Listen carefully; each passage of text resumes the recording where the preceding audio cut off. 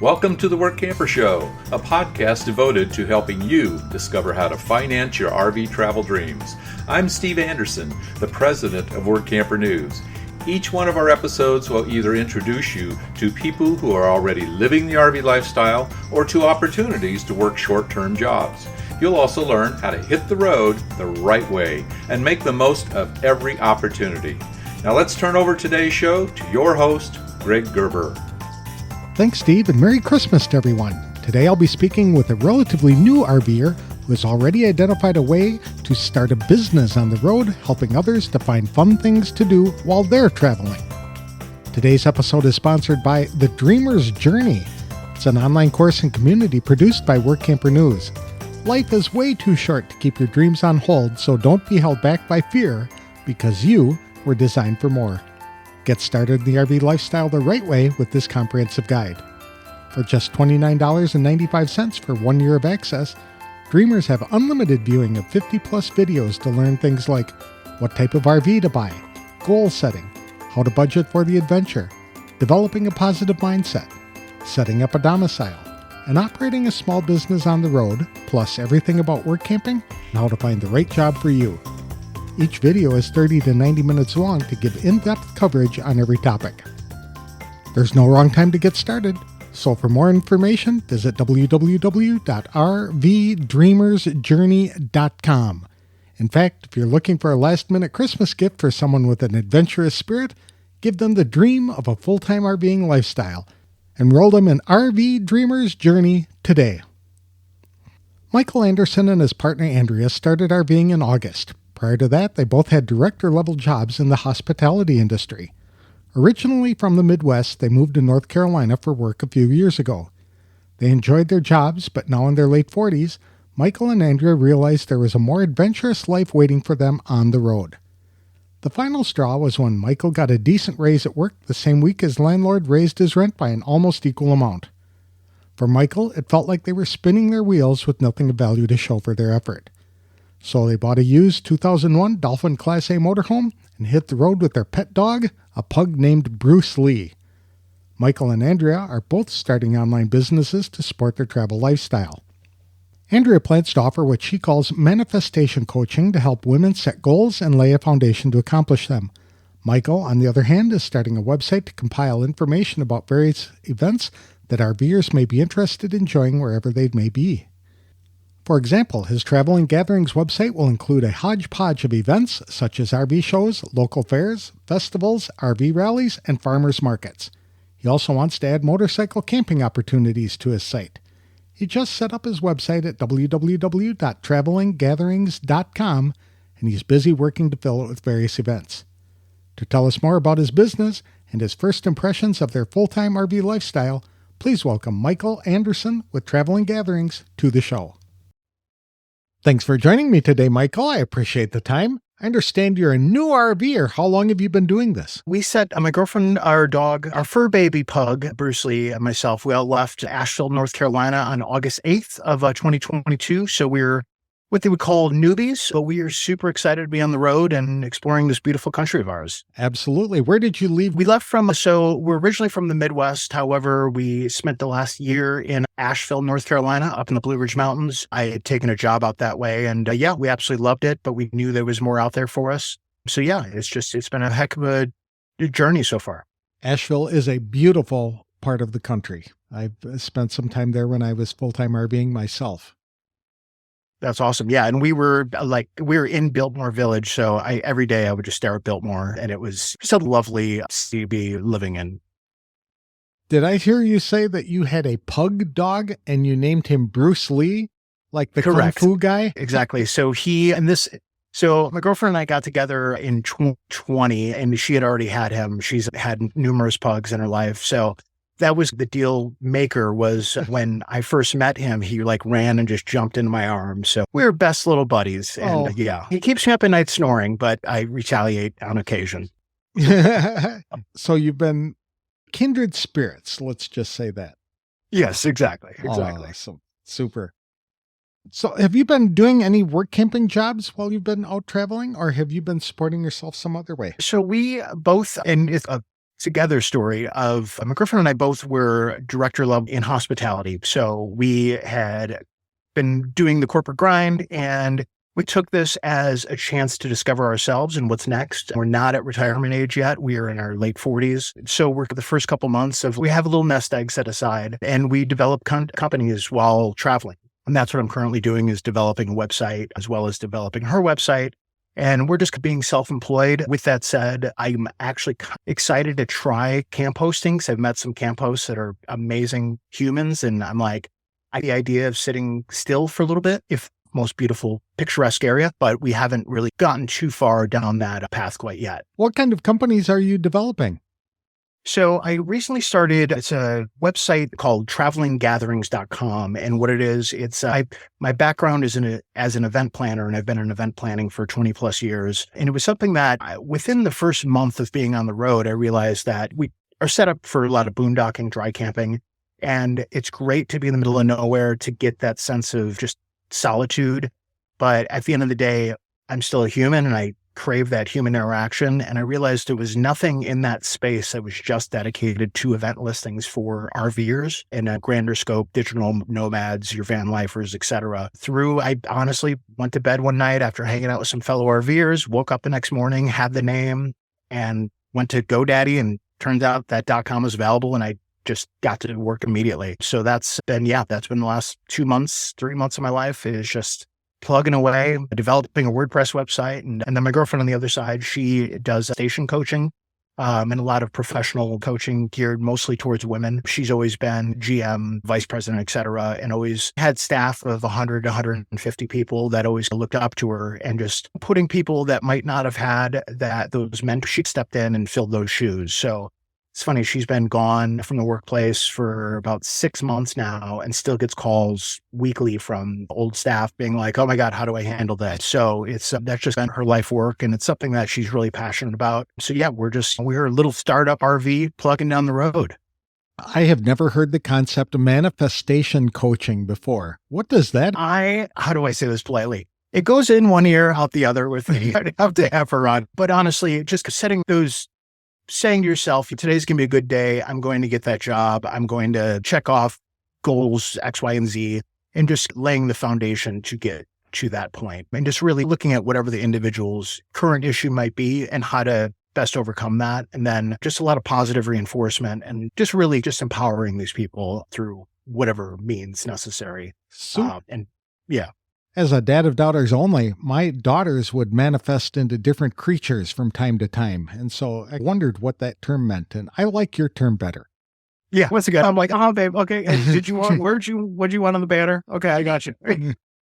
What type of events are you listing on your website? I'm doing it's a hodgepodge. I'm a couple months into it, but obviously RV shows are huge. And RV shows you can find on probably 100 different websites on the internet.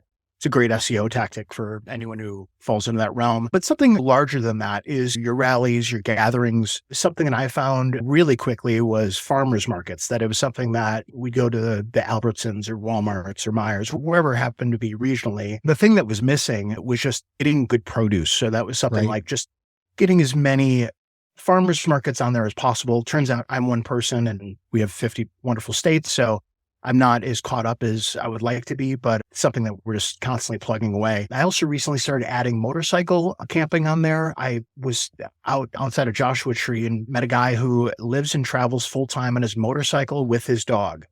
I had never heard of this, and I was fascinated with it. And so I immediately was like, there's an audience out there. Let's help them out too. I am trying to be as all-encompassing and as inclusive as possible. It's something that I get messages from people that are 25 who just bought that van and they're doing the van life thing, to being in RV parks, and had a neighbor who was in his mid-80s and he's full-time with his wife. And it's something that kind of taking events that could cater to everybody. It's a lofty goal, but I feel like it's something that everyone I've spoken to, they're like, thank you for doing this. I'm getting a lot of people reaching out saying, I wouldn't have known about there's a Pahrump balloon fest that happened while I was in Pahrump. And I'm like, oh, that's cool. I want to see some balloons. And we're in Palm Springs. There was something like, it's just me plugging away, putting them in, getting a lot of referrals from people I meet camping, as well as I get a lot of messages via social media, direct email, etc.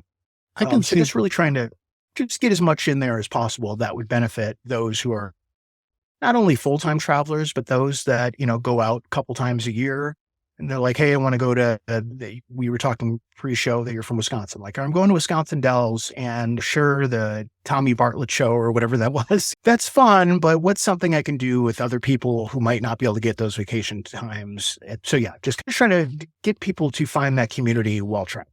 I can see that going in all kinds of different directions, state fairs and county fairs, and every community, at least in Wisconsin, has a summer festival at some point.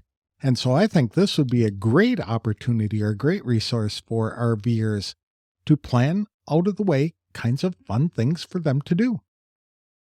Exactly. And if in the last, I don't know, probably I was raised by hippies. I don't know if that's a good or a bad term, but the exploring your own backyard has always been huge. And it's something that, as we talked also, I'm from Chicago originally, and there was just going into Wisconsin. I finally went up to northern Wisconsin and the UP near Houghton and up in that area about 2 years ago. And this is right here. And I just never explored it because I would always go to Madison or Milwaukee or Starved Rock going south to Illinois.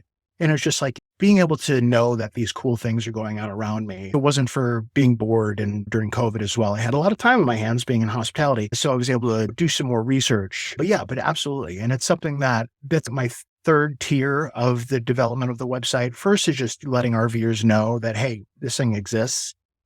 Second is I'm already talking to a lot of planners for the RV shows and your rallies and gatherings. I've already got communications going there. And that third tier is hitting the Chamber of Commerce there's thousands around the US. And just saying, hey, if you've got your whatever 4th of July Fest or your First Fridays Art Walk or whatever those things are that are local, there are RVers everywhere and there are people everywhere. So there's 11 million people that own RVs. There are a lot of people out there that could benefit by doing that. So you're absolutely right. It's such a great way to support local communities. A lot of these they're county fairs that is volunteers putting this on, and I am grateful for them. You had mentioned that you had a career in event planning, and I know that there are a number of work camping jobs out there with these large resort campgrounds that are looking for part-time, limited-term event planners. So I think you might have an option to go to work for some of them too, helping them with their winter activities and things like that they're planning for their guests. Yeah, absolutely. We were somewhere in Palm Springs. We've been in Southern California for going on 2 months now. So they're all blending together. Sorry not that they're not unique, but yeah, but there was one campground that was very interested. And I just mentioned, and granted, I was working on things like the Super Bowl. So it's a little bit different than like, hey, we're going to do water aerobics, but still it's the basic concepts are the same. But yeah, no, it's absolutely something that's out there and is a great opportunity for myself or for anyone. And it's funny, like I did a lot of staffing for events as well. And the thing I would tell people is you don't need any experience. You just have to be nice to people. It's like the easiest thing. Hey, did you have a great stay? Awesome. How can we make it better? That's right. So you are parked in California right now, or are you going to be here all week? We're heading towards Yuma and Quartzsite. I've yet to experience what is the big tent show. That is on my bucket, as well as all the different gatherings and rallies and everything that goes on around it. I also have an uncle who travels on a Class B. He lives up in South Dakota, but leaves South Dakota as soon as first snowfall hits. So I believe I'm going to rendezvous with him, as well as some other friends of ours that we met while traveling. So we're going to spend the holidays together and whatnot. So yeah, we're just staying in the Southwest for the time being. I've got to fly back to Chicago at some point, trying to find a good airport that can get me back to Chicago in the winter. I'm looking for a direct flight. So that's my evening activities. We have plenty of those here in Phoenix. So come on down. Yeah, exactly. What are some of the places you would like to visit in your RV? The two areas are, so to back up, prior to us purchasing this RV, I had also converted a shuttle bus in 2019 and 2020. So we'd gone out for about 3 months with that, and I'd never been to Utah. And we made it to Utah, did Four Corners, did the Monument Valley and Bryce and Zion and all that. And that was amazing. The two areas that I've not explored extensively are the Pacific Northwest and the Northeast.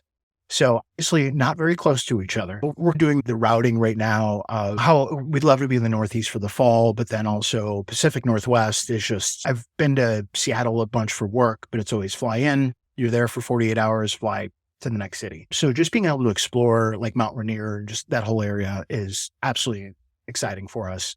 also just South Dakota, we are down south. We're in Sioux Falls, so we haven't been able to explore Rapid City and just the Black Hills. I've been there before, but once again, it was for work. So it was really just, and that's the other thing I love about the RV travel and the RV life is that we're driving slow. We're going as slow as possible. And just being able to see and just meet the locals and feel the locals and being able to have an opinion of they've got a better pie than that place over there or whatever the case. Just having that relationship with the people who are born and raised there is just so huge to me. And I absolutely love that part of it. And what attracted you to this lifestyle? It's something that I have traveled a ton for work in my professional life. I was raised a very large family by a single mother. So our vacations were pack up a tent and go hit a state park somewhere. So it's always been ingrained it's funny, my great-grandfather, I found out while I was converting the shuttle bus, he had 10 kids himself. So they had the old station wagon and he built this trailer behind him that was kind of like a teardrop, I would think, but all it was a mobile kitchen. And it was just something that I didn't realize how far back in my family camping and just being on the road went until I started talking to some of my aunts and uncles. They were like, oh, you're just like your great grandfather who passed before I was even thought of. And so it's just something that has just always been there. I love the outdoors. I was born and raised in the suburbs of Chicago, but spent 26 years inside the city of Chicago, where that is a rat race. That is every single day. Everyone's goal is how can I get one over on the other guy? And it's a jungle. Part of that. Oh, it's 100% a jungle. And it's something that I thrived in. I did really well in, but I think it was about 10 years ago that I was like, this isn't the long game. I cannot sustain that sort of mentality. And that was where moving to Asheville, I had a job opportunity out there and we jumped on it and we absolutely loved it, but it's okay. We're not ready to settle down yet. There's a huge country and we just want to go see it. And what's the best way to go see it? Sure, we can fly everywhere. We can stay in hotels, but that adds up. We're not retired yet. So it's like, how do we live tiny? The idea of that tiny life is something that the less stuff, more journey here. And I know that's probably 4 YouTube channels right there. Just how do you downsize our lives to experience more? And that was the main goal of it all was let's just take it in. We had reached as high as we could go on the corporate ladder without purchasing things ourselves. And that wasn't fulfilling. What was fulfilling was going to DuPont National Forest and looking at waterfalls while being in North Carolina and driving the Blue Ridge Parkway. That was my road that I took to and from work every day. That right there gave me peace. It gave me that sense of belonging. And this was my thing. How do I be in nature? How do I experience the open road full time? And obviously there's YouTube videos and blogs and everyone's saying, oh, it's easy. You should just do it. It turns out it's not as easy as I thought, but it's a challenge that I'm so 100% up for. And I just watched a truck drive by with their honey wagon. And I'm like, oh, that's something I didn't know I had to do. So it's just something that it's been extremely fulfilling. We have met, and I said this to someone recently, that while that time in Asheville, we spent a year there. We had some friends that we had made that randomly were from Chicago. And that was good. They're like, oh, you're from Chicago, me too. But we never found our people there. But a month on the road, full-time RVing, we found 30 people. Those are our people. We keep in touch. The reason we went to Joshua Tree is some friends of ours are like, hey, we're hanging in Joshua Tree. Come hang out in the desert for a couple of days. We're like, cool, we'll see you there. And we're spending the holidays with some other friends that have just become really good friends. And it's something that the commonality being like, these people are crazy just like us. Like living in a vehicle? Do people do that? I know the Chris Farley bit of living in a van down by the river, but honestly, it's amazing. And I wouldn't give it up for the world right now. You hit on something that I think is really important. And you made that comment, that less stuff, more journey. And it is remarkable. If you can adopt a minimalized lifestyle, how many more doors it opens for you because you can go anywhere. You're not tied to a mortgage. You're not tied to a big expensive house. Got this option to just go wherever the wind blows you. Exactly. And that was the catalyst too of us buying the RV is it all happened in 1 week. So I had received a raise at work. The same day I got a raise, our lease was about to renew and our landlord was raising our rent like $400 a month or something. And it was pretty much to the penny what my raise was. And I'm like, I got more money because I work really hard, and yet I just have to give it to someone else. I'm like, let's look at other ideas. And so we came up with this idea, and we were in a situation where we could do this, where we're like, let's take whatever it's going to cost us a year in rent in our current rent in Asheville. Let's take that cash and buy an RV, a used one, and pay cash for it and just be done with that monthly overhead. And that was the thing. And then each of us, when we first started dating, she was in a 2,800 square foot apartment or townhouse. I at one point had a 3,500 square foot house by myself, 4-bedroom, 3-bath, 2 kitchens, 2 living rooms by myself. I realized I never left 2 rooms. It was the kitchen and the living room. And oftentimes I'd just sleep on the couch because I'm like, I don't want to go upstairs. I'm like, why am I paying for all these utilities and all this? And because I had that much space, I went ahead and bought a bunch of stuff that I never used. So I had that room that's like, my grandmother had that room where you never sat on that couch because that was for guests. I had that room and I didn't even really invite people over. I'm like, it's just stuff. And then going from, and so that was part of it too. It's like, all right, so we were making great money, but we nothing to show for it because we just had a bunch of stuff that we couldn't go on vacation because we were tied down to making payments on things. And I was like, let's just reverse that course and let's just rethink it and redo our lives. What kind of RV did you settle on? We went with a Class A. It's a 34-foot. It's an oldie but a goodie. It's a 2001 Dolphin RV, completely gutted the inside of it. The outside still has is a little bit appealing and whatnot on the outside, but honestly, it's the Ford V10 engine.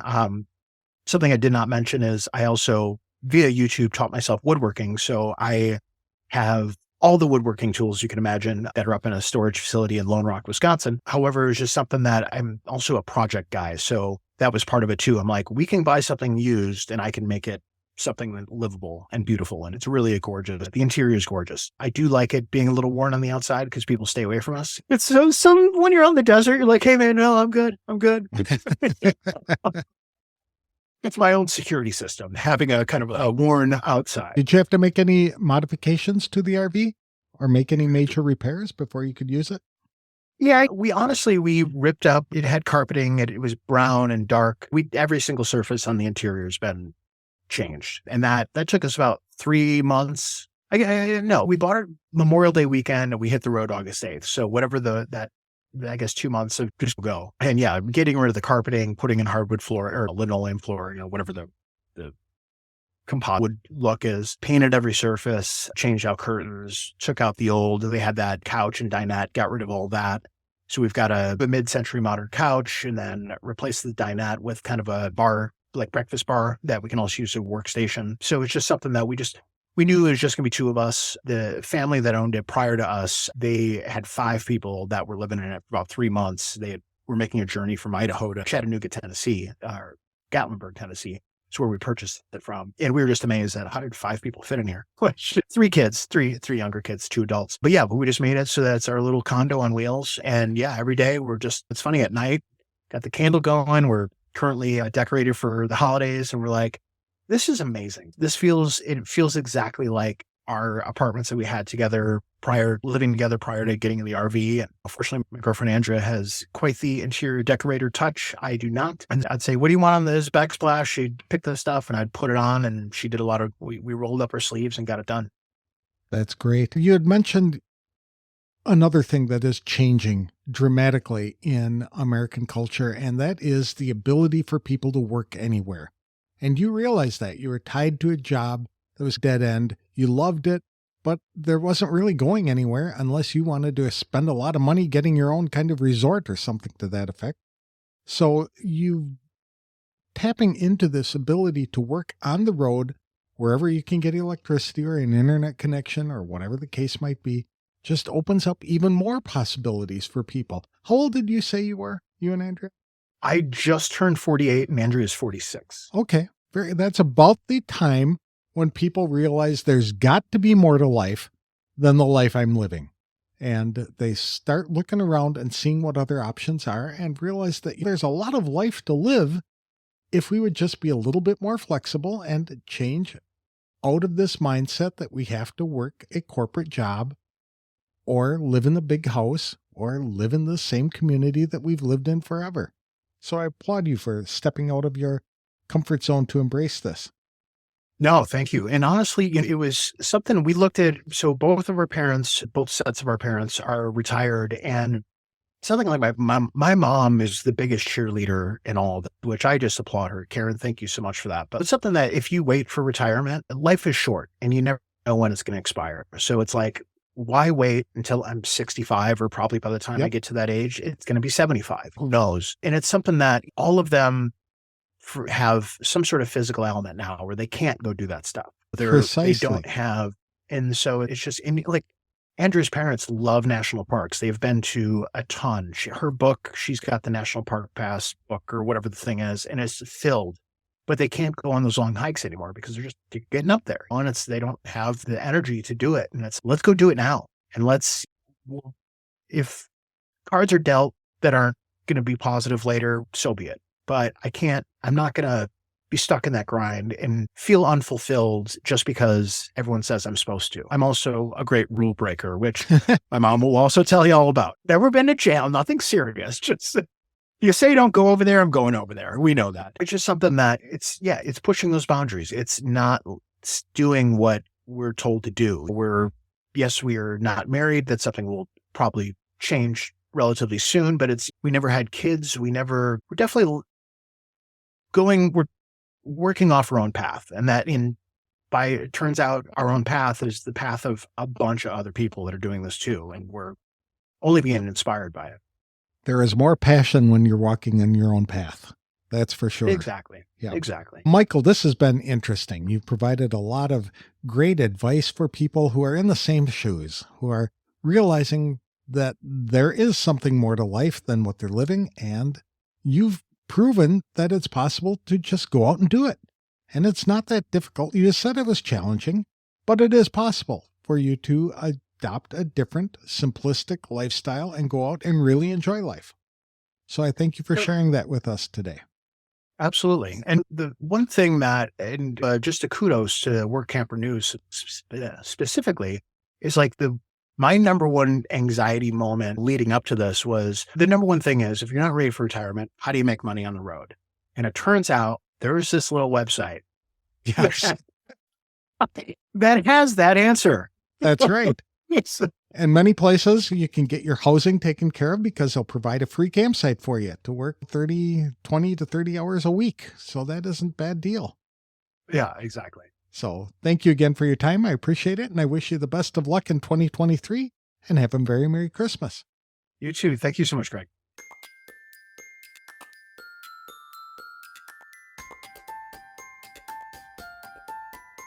I enjoyed speaking with Michael Anderson, the founder of Travel and Gatherings, for describing his business venture and sharing his plans for embracing the RV lifestyle.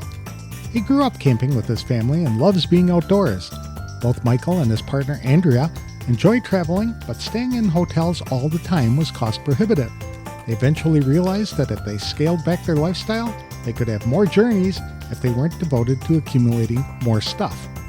As they got older, Michael and Andrea both realized climbing as high as they could on a corporate ladder wasn't nearly as fulfilling as hiking through a national forest and looking at waterfalls.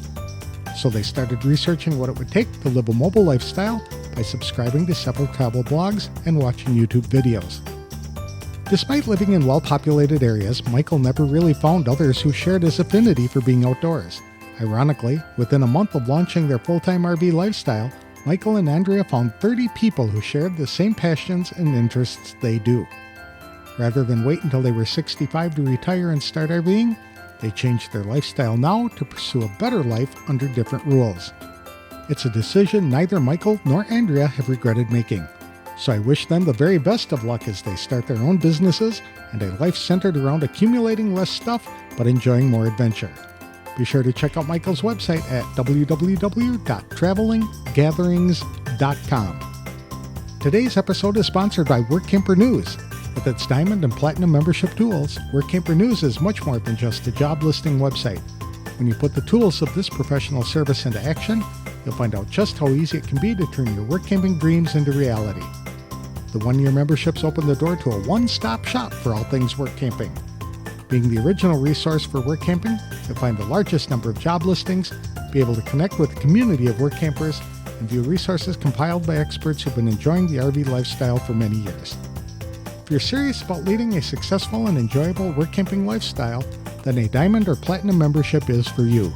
You can even get started with a free 30-day trial by visiting www.workamper.com/trial.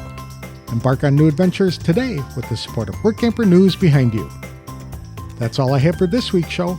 Next week, I'll be speaking with a woman who coaches clients to cottywomple by being open to limitless possibilities and traveling purposely toward unknown destinations. It will be a great interview that can get you thinking about what could be in 2023.